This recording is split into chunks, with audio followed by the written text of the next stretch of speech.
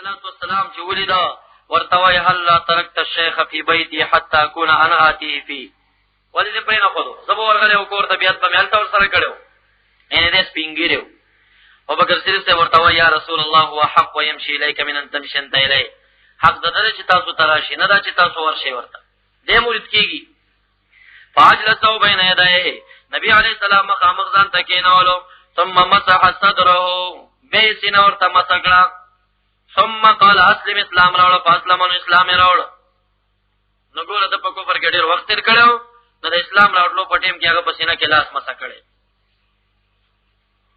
دا روایت ډېر دي تقریبا 19 روایت ماده متعلق ثابت کړي دي علامه قرطبي هم تفسیر خپل اول جلد 28 صفحه شبه بندونه دا فتوا ویل شمر کوله چې د مړي پسې ختم کې تنخواه غستلم رواني وای دا فتوا نشم ورکول دا هغه محکمه وکړه تا چې زمونږ احناف وای چې د مړي پسې خیراتي کنه هغه کې بیا ختمي هغه کې قاری تنخواه غستل روا ځکه نه دي چې به د ثواب نه کیږي نو چې د ثواب ونه شنو مړي ته ثواب وبخ د دې غرض باندې د دې وایي په دې کې تشدد کې ما خوشبه به بند کړي دا فتوا نشم ورکول اسلام جایز دي یعنی هغه ته جایز نشم دی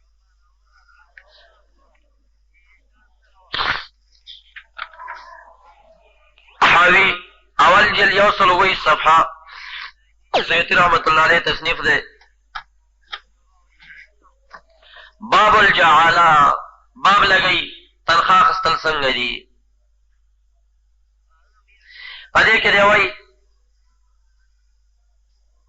وَإِذَا قَالَ شَخْصٌ لِآخَرَ يَقْرَأْ لِي كُلَّ يَوْمٍ مَا تَيَسَّرَ مِنَ الْقُرْآنِ وَاجْعَلْ ثَوَابَهُ لِي وَاجْعَلَ لَهُ عَلَى ذَلِكَ مَالًا مَعْلُومًا وای فتوا دا علماء جلالدین سیوطی سے فتوا دا مسئلہ یو سړی دی بل ته وایي هر ورځ چې د زما لپاره قرآن وایي ثواب ما ته وښه زه به تا ته معلومه تنخواه درکوم ففعله هغه سړی قاري چې دی قرآن وایي ثواب یې ده ته بخي تنخواه پې اخلي فهل یکون ثواب القرات للمجعول له او مثل الثواب ام لا آیا ثواب د هغه چا کېږي تنخواه ورکوي غیر لره او که نه د هغې مثل جوړېږي او که د قاري څه ثواب شته وإذا انتقل الثواب له فهل يبقى للقاري ثواب أم لا كذا ثواب نقل شي مجعول له لرا آية ثواب قاتل كنا وكذا إذا لم يقرأ له بجعالة ولكن قرأ له تبرعا من نفسه وكذا سائر العبادات يا تنخوانا آخر ياسي ثواب چاپسی بخي يا نور عبادتنا لا سنگدي ديوي الجواب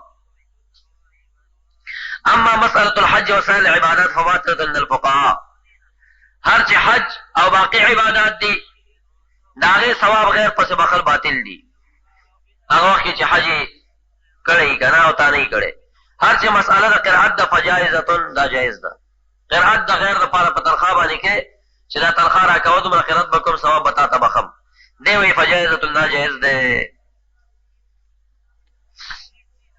بیا وروسته وایي نعم يحل له وضع المال على القراءة والدعاء بعدها وليس ذلك من باب الأجرة ولا الصدقة بل من باب الجعالة فإن القراءة لا يجوز الاستئجار عليها لأن منفعتها لا تعود للمستأجر لما تقرر مذهبنا من ثواب القراءة للقارئ لا المقرور له استئجار په قراءت ځکه ښه نه دی بل علت ویل دی وایي دا زموږ مذهب دی د شوافیعو چې د قراءت نقل غیر ثواب نه کېږي نو چې نه کېږي دا خو د قاري ثواب شو هغه ته ونه رسېده ثواب نو بیا دا تنخواه په شي اخیستې ده دا د دوی مذهب دی چې غیر ته ثواب نه رسېږي خو دی وایي چې يحل له اخذ المال عن القراءة فقرات باندې مال اخستل د تروالي لیکن دی وی دا اسه جعاله دا سړی ورته مقرره کړی دا لیکن دې ته تنخواه نشي ویلې او البته کده داسي چې څو وخت په دې باندې مقرر کړی دی دی وی زمانه وخت ځای شي دی وخت قیمت خلم وي بیا روان دا حاوی دی وصل شپږ صفحه او جلد نمبر دی اول دا شان فقه على مذاهب الاربعه فقه على مذاهب الاربعه اول جلد 115 صفحه احمال الجزري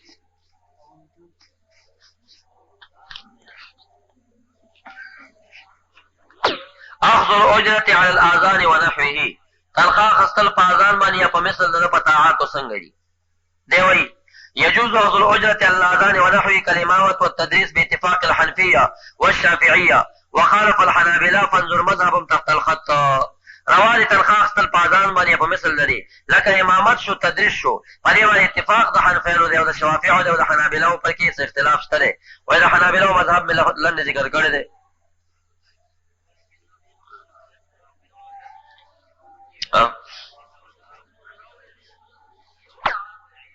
دا وای به اتفاق الحنفیه ګوره متقدمین متأخرین اتفاق ذکر کا داغه وجه دا نه تعارض وکړي چې د متقدمین متأخرین فقهاو چې کوم اختلاف دی هغه په بطلان او عدم بطلان کې دی ځکه دی وایي چې اتفاق د حنفیانو په جواز د تنخواه باندې دی او دې تنخواه جایزه ګڼلې ده 315 صفحه دا اول جلد فقه على مذاهب الاربعه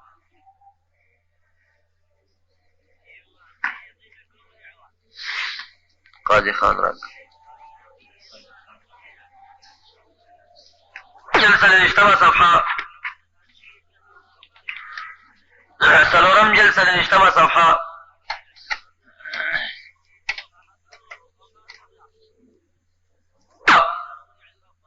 عالمگیری دا دے پا حاشیه بانی قاضی خان و بزازیه خطلی دا نو صفحه چه دے نو سل الاجتماع دا او د عالمگیری سلورم جلد حاشیه کې ورته قاضي خان لګېدلی دی نو فتاوى قاضي خان ده وإن لا يحل أخذ الأجرة على الإمامة والتعزين بالشرط فإن علموا احتياجهما وجمعوا في كل وقت شيئا فحسن تنخواه په باندې خانه ده که دا خلک پوه شو چې دا سړی محتاج دی هر وخت کې چې شی غونډول د ده دپاره فحسن بیا ښه کار دی نو دی ګوره په هغه جانب باندې قایل دی چې متقدمینو قول یې راخستی دی د متأخرینو رایه خو په جواز باندې تنخواه ده لیکن دی وایي که هسې خلک سره غونډوي هغې کې بیا څه فرق نشته دا د عوض او د اجرت فرق صرف راځي چې څوک هسې څه ورکوي د هغې او د تنخواه څه فرق شته دی دا شان خلاصه فتاوا دریم جلد 114 صفحه خلاصه الفتاوا دریم جلد 114 صفحه ای ګوره دا خلاص الفتاوی صاحب چې کوم دی د متقدمین او متأخرین اختلاف ذکر کوي په جواز عدم جواز کې نه بلکې دی ذکر کوي په وجوب او عدم وجوب یعنی بطلان او عدم بطلان کې دی وایي جنس آخر في تعليم القرآن والحرف في الأصل حرف كسبنا لا يجوز الاستئجار على الطاعات كتعليم القرآن والفقه والأذان والتذكير والتدريس والحج والغزوة يعني لا يجب الأجر لا يجوز معنى صدا لا يجب الأجر أجر واجب نه عند القضاء خبره د وجوب ده ګوره دا اختلاف د جواز د بجواز نه دی هغه چې وی لا يجوز مطلب دا دی لا يجب واجب نه دی عند القضاء چې پیش شونه راګرول نه شي د ګریوان چې ما سره تنخواه ټاکل اوس براکه راته دا متقدمین وي دی وی رستو بیا وعند المدینه يجوز به او هغه مدینه چې کوم دی جواز ور کوي دی وی نه دا واجب دی ور کوي بخامخه بیا وی قال الامام الفضلي اصحاب المتاخرون يجوزون ذلك ويقولون يجبر هذا في الاجره ويجبر بها وبه يفتى مشايخ بلخ افتوا بوجوب المسمى عند ذكر المدعى وبوجوب اجر المثل عند عدم ذكر المدعى وامام الفضلي وايي چې زمونږ متاخرین علماء يجوزون ذلك غیر واکړه د استیجار ويقولون وايي يجبر ګوره هغه معنا د جواز بچاو کړو يجبرو او د عدم جواز معنا 50 شو د یجب سره خلاصه دا شو چې د اختلاف په عدم جواز او ناجواز کې نه په جواز او ناجواز کې نه بلکې د اختلاف په ایجاب عدم ایجاب کې دی چې آیا د استیجار عند القضاء واجب دی که غیر واجب دی نو دی وایي چې کوم فقها متقدمین لا يجوزو ویلې معنا لا یجبو واجب نه دی کوم فقها متأخرین چې يجوزو وایي نو هغوی وایي یجبر على دفع الاجرة دا خلک به مجبورول شي په دفع تنخواه باندې ورکوي به ورته تنخواه عند القضاء اختلاف په دې کې جوړ شو دارنګې خزینة الاسرار شپږ شپېتمه صفحه خزینة الاسرار شپږ شپېتمه صفحه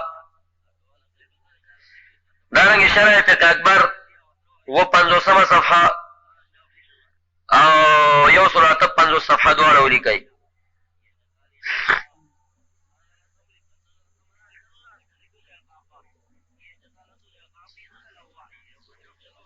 تصریح دا صراحت سره وای لكن إذا أعطى عمن يقرأ القرآن لمن يقرأ القرآن ويعلم وبتعليمه معونة لأهل القرآن على ذلك كان هذا من جنس الصدقة عنه فيجوز کچرته خلک راغونډ شي قاری د قرآن ته یا مدرس ته څه ورکي د ځان نه، دا وایي صدقه ده فیجوز روا ده. اما الوصیت بذلك فالوصیت باطله. نو دی وایي فجميع ما قاله المتقدمون من ان الاستئجار لا تجوز فمرادهم لا تصح. کوم متقدمون چې ویل دي چې استئجار لا يجوز روا نه دی، وایي مطلب یې څه دی؟ لا تصح صحیح نه دی، استئجار یعنې واجب شوی نه دی عند القضاء. كما صرح به صاحب شرح الياس بأن قال باطل. واما مذهب المتاخرين فعندهم الاستئجار ايضا جائز بمحض الطاعات بمعنى انه صحيح، يعني استئجار صحیح دی او چا چې ویلي چې روانه دی هغې معنی سره باطل دی، عند القضاء ثابت نه دی. جواز عدم جواز کې اختلاف را نه دی. دا شریف اکبر او دا خزینة الاسرار حواله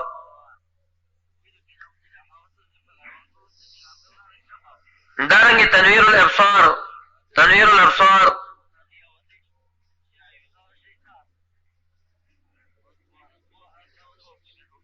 سلورم جل سلور درشم صفحه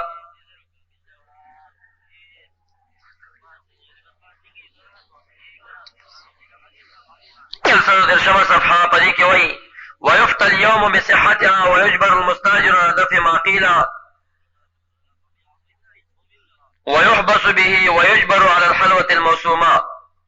نن ورځ فتور کول شوی ده په صحت د اجارې باندې استیجار باندې او مستاجر به مجبوره ګرځولی شي په دفع باندې، که نه یې ورکولی دی به مجبورېږي. ویحبس علیه بندي کېږي به ورباندې چې تنخواه یې وټاکله او د خلکو نه ورکوله. وایي نن ورځ فتوا په دې استیجار صحیح دی او دا به ضرور ورکوي، که یې نه ورکوله عند القضا به دا چا چې تنخواه ورسره ټاکلې ده هغه به بندي کولی شي. بیا وایي ویجبر على الحلوة الموسومه، په حلوا موسومه باندې به مجبوره کولی شي. که هغه ورته وي چې هلکه زه معلم یم ستا د ماشوم، فلهذا ما ته به د جمعې په شپه باندې حلوا جوړې او که دې رانهوړه نو بس قاضي ته لاړه وایي زه د ماشوم استاد یم ما ته حلوا د جمعې په شپه نه رالېږي، وایي مجبورولې به شي په دې باندې. هغه خلکو ته به قاضي وایي چې ضرور به حلوا لېږي د جمعې. خلاصة الفتاوی هم دا لیکلي 114 صفحه ده. خلاصة الفتاوى 114 صفحه. ولو امتنع ابو السبي من اداء الوظيفه الى المعلم، کما شوم بچي پلار چې دی د معلم د وظیفې ورکول نه انکار وکړه نو دی وایي یجبر على المراسم چول حلوی پنجشنبهي. یجبر على المراسم وایي په مراسمو باندې به هم مجبوره کولی شي، لکه حلوی پنجشنبهي، لکه د پنجشنبې د ورځې حلوا په دې به مجبوره کولی شي. یو د معلم ټینګ شوي چې نه نوره تنخواه پرېږده ما ته د جمعې شپې حلواګانې به هم رالېږي، وایي دا به مجبوره کولی شي، دا به ورلېږي ورته. 114 صفحه د خلاصة الفتاوی ده. وعیده یې لکه اخترونه را واخله په هغې کې چې کومې مټیان دي څه دي هغه به هم وایي ترې غواړي مجبوره کولی به شي. دریم خلاصة الفتاوى دریم جلد شرح عيني سلورم جلد 655 صفحة. سلورم جلد 655 صفحة. قال الإمام الفضلي يجوز في زماننا للإمام والمؤذن والمعلم يأخذ الأجرة. زمن زمانه کې وایي امام د پاره، مؤذن د پاره، معلم د پاره تنخواه اخیستل روا دي. كذا في الروضة والذخيرة. ثم قال وذكر السرخسي ان اهل المدینه یجوزون الاستئجار ونحن ايضا نفتى به. وای د مدینه علما چې دي هغه استئجار روا ګڼي ونحن ايضا نفتى به، موږ هم په دې فتوا ورکوو. امام سرخسی رحمت الله علیه احنافونه وایي. او دارنګې په صفحه 9 د پنځم جلد باندې عیني د بخاري، عیني البخاري د بخاري شرح عیني پنځم جلد 609 صفحه ده. خدا بعد چاپونه دي چې په هغې کې د 2 جلدونو صفحات یو ځای دي. وما ذكر من الاقوال في حق الاجرة مع الشروط، واما ان اعطى بغير شرط فجائز اتفاقا. كبدون الشرط سور کړه ورته هغې کې څه اختلاف نشته، اتفاقا روا دي. دا نن سبا دا ختمونه چې دي، دا نن سبا امامتونه یا نن سبا چې کوم تعویضونه خلک کوي دا ټاکي نه، په لحاظه دې کې څه اختلاف نشته، دا خو اتفاقا روا دي. امام ترمذي رحمت الله علیه دویم جلد 20 صفحه کې یو باب لګولی، باب ما جاء فی الاخذ بالتعویض، چې په تعویض باندې پیسې اخیستل څنګه دي. نو بیا ورکې د ابو سعید خدري روایت راخسته دی چې هغه 30 ګډان په دم باندې اخستې دي، فلهذا دا روا دي. باب یې لګولی باب ما جاء فی اللفظ بالتعویذ. او امام ابو داود چې په دویم جلد 138 صفحه کې باب لګولی باب ما جاء فی اخذ الرقیه، په دمونو پیسې څنګه دي. هغه هم د ابو سعید خدري روایت راخسته دی چې هغه 30 ګډان په اخستې دي، فلهذا دا روا دي. خزینة الاسرار وشپیتمه صفحه، خزینة الاسرار وشپیتمه صفحه پدې کې وایي ان حسين بن علي جعل ابنه علي بن الحسين زين العابدين الى عبد الرحمن السلمي. د علي صاحب زوی حضرت حسين رضی الله عنه خپل زوی علي بن الحسين زين العابدين چې کوم دی ولېږه عبد الرحمن السلمي ته يعلمه القرآن چې دته د قرآن تعلیم ورکړي. فعلمه هغه د قرآن تعلیم ورکړه فاتحة الكتاب، فعلمه فاتحة الكتاب. نو دی زین العابدین ته چې د حسین صاحب زوی دی عبد الرحمن السلمي چې دی دا الحمدلله وریاده کړه. چې وریاده کړه فقرأها بین یدیه، هغه چې راغی کور ته نو د حسین رضی الله عنه په مخه کې د الحمدلله تلاوت کړه. چې ویل سره حسین خوشاله شو زما بچی الحمدلله یاده کړې ده. فارسل الیه الحسین ب10 بدرات جمع بدره، یعنی ب10,000 درهم وب10 افراس وب10 تخوة من الثياب. 10,000 درهم ورولېږل استاذ ته، 10 اسونه ورولېږل او 10 تنه جامې ورولېږلې ورته چې زما بچي ته صحت کړي دی الحمدلله یاده کړې ده. نو دا حسین ابن علي صحابي دی، یوازې زوی ته الحمدلله عبد الرحمن السلمي یاده کړې ده، هغې په عوض کې ورته څه ورلېږي. صحابي دی بل صحابي ته لېږي، هغه هم ورته دا نه وایي قرآن باندې د ثنا اخلم ناروا دي، دی هم دا نسې نه وایي. دا د صحابو افعال دي او کردار. خلاصه دا شوه چې تنخواه چې نه بدون تنخواه هغه مطلقا روا دي اتفاقا، لکه د عیني حواله مې درکړه. او هر چې تنخواه ده په طاعاتو باندې درې مذهبونو خدا رایه ده چې هغه روا دي. پاتې شو باقي مذهب زمونږ متقدمین وایي چې استیجار باطل، متاخرین وایي چې استیجار صحیح دی. لیکن بعضې فقها وایي چې دا په جواز عدم جواز کې اختلاف دی. لکه د شامي حواله مې درکړه، شامي په دې قایل دی چې متقدمینو رایه دا ده چې استیجار ناروا دی او متاخرین وایي چې روا دی. شامي دا ذکر کړي دي. صفحه د شامي را جلد او صفحه نمبر د 40 نه 40 شامي ملحقه کې به وایي قال الرملي وبه علم بالاولى جواز ما يفعل في ديارنا من اخذ الاجره من الحنطه والدراهم معا ولا شك في جوازه. معلومه شوه چې زمونږ په ښاریو کې چې کوم کارونه کېږي چې خلک امامانو یا معلمینو ته غنم ورکوي یا پیسې ورکوي، تنخواه په دې باندې اخلي، ولا شک فی جوازه، دې په جواز کې څه شک نشته. دا د متاخرینو فتوا ده، لیکن متقدمین دې ته روا وایي. ما درته مخکې عرض وکړه چې دا شامي په دې قایل دی چې د اختلاف په جواز عدم جواز کې دی. دی وایي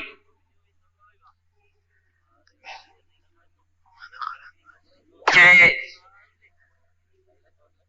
خلافه خارج المذهب عما افتى به البلخيون، چا چې دې خلاف وکړي چې دا شی روا دي د متقدمینو په مذهب باندې، دا وایي د مذهب نه ځان یې ویسته.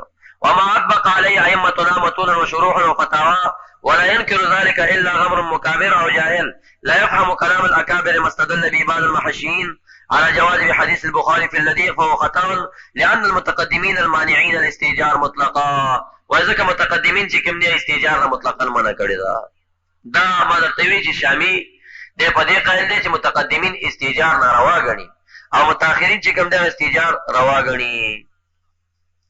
دی وایي بعض خلکو دا حاوی زاهدین نقل کړی من انه لا يجوز الاستئجار والختم باقل من 45 درهما، چې ختم کول په 40 درهمو 45 درهمو نه کم روانه ده. وایي دا قول چې چا کړی فخارج عما اتفق علیه اهل المذهب، دا وایي زمونږ د مذهب چې کوم متفقین علما د هغې خلاف یې کړی، زمونږ رایه داسې نه. بهرحال دا یې د متقدمینو رایه پیش کړه او بیا وروسته په صفحه 40 کې د متأخرینو رایه پیش کړي. وبه علم بالاولى جواز ما يفعل في ديارنا من اخذ الاجره من الحنطه والدراهم معا ولا شك في جوازه، دا غي په جواز کې شک نشته. خدا د متأخرینو رایه ده، متقدمینو روا ګڼلې وه. دا شامل اسی وي.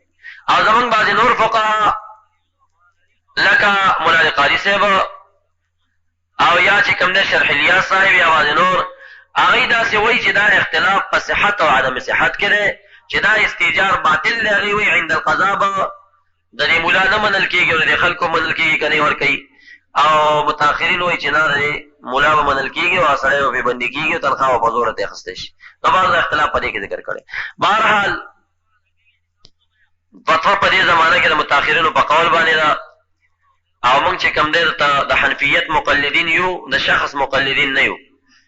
زمونږ ډېر خلک په دې قایل دي موږ تقلید شخصي کوو. دا غلطه خبره ده. تقلید شخصي چا هم نه دی کړی او تقلید شخصي موږ نه کوو، او څوک چې تقلید شخصي قایل دي هغه خپله خطا دي په دې خبره کې. تقلید شخصي ځکه نه کوو، زه به یو څو حوالې درکړم. که څوک وایي چې زه تقلید شخصي کوم د امام ابو حنیفه مقلد یم، نو د هغه نه زه دا تپوس کوم چې تاسې جواب راکړئ جمعې په ورځ د جمعې د لمانځه نه وروستو تاسې څو رکاته نفل کوئ سنت؟ دا د امام ابو حنیفه قول نه دی، دا د یارانو قول دی. امام صاحب وایي 4 رکاته سنت دي. د جمعې د لمانځه نه امام صاحب 4 رکاته سنتو قایل دی او خلک ټول احناف لګیا دي 6 رکاته کوي. څوک هم تقلید شخصي نه کوي. که تقلید شخصي وي ولې یارانو قول پسې ځي؟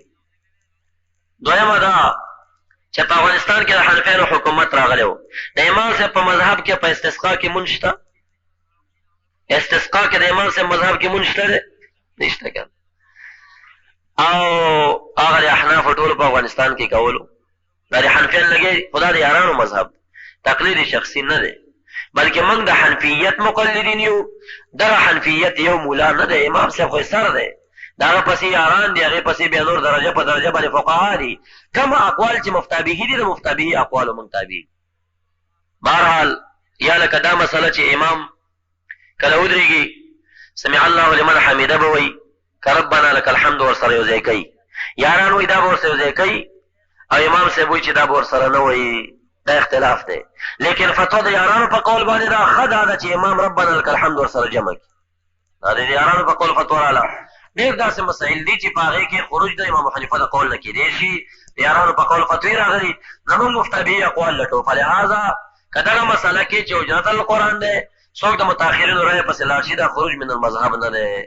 او که هغه خلک هغې تقلید شخصي قایل دي د هغې په قول بیا خروج من المذهب راغی، ولې امام صاحب قول خلاف یې وکړ. امام صاحب چې کوم دی استیجار روا نه ګڼي، ده روا وګڼه.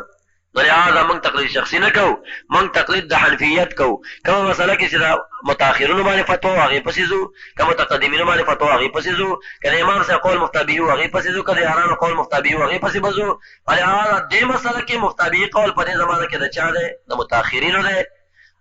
یو دا شو. دویمه دا ده چې یا دا اختلاف په جواز عدم جواز کې نه دی، دا په بطلان عدم بطلان کې دی، او زمونږ معتبرو فقهاو دا خبره کړې ده. ابو حنیفه هم دې ته روا وایي، لکه بعضو تواریخو د هغه کې راغلي چې هندو د زوی استاد و هغه ته پیسې لېږلې وي.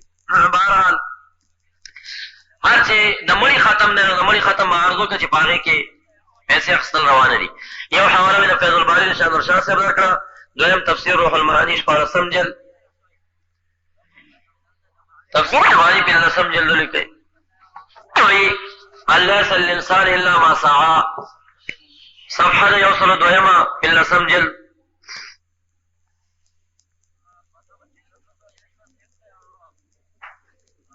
الاختیار ان یقول القارئ بعد فراغه، غرداره چې قاری د فراغت د قرائت نه وروسته وایي اللهم اوصل ثواب ما قرأت الى فلان، خدای زما د قرآن ثواب فلاني ته ورسې. دی وایي وروسته وایي که چېرته دا ونه وایي او صرف په زړه کې راشي او که وهبت ثواب ما قرأته لفلان بقلبه کفا، بیا هم کافي ده.